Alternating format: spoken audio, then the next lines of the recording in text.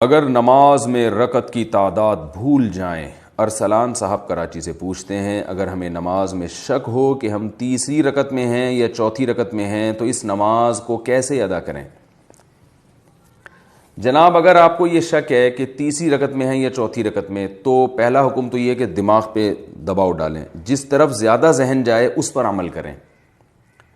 تیسری رکعت کی طرف زیادہ ذہن جا رہا ہے تو سمجھیں تیسری ہے، چوتھی کی طرف دماغ زیادہ جا رہا ہے تو سمجھیں چوتھی ہے۔ لیکن اگر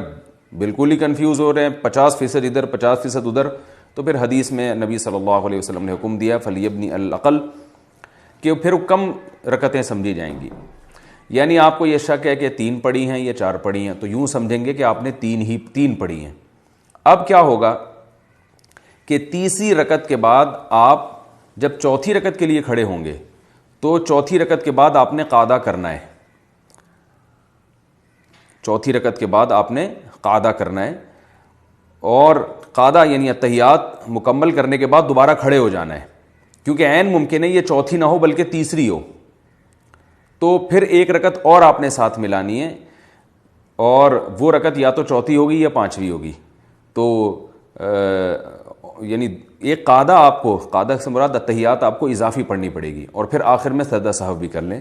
تو اس طرح سے آپ کی نماز ادا ہو جائے گی۔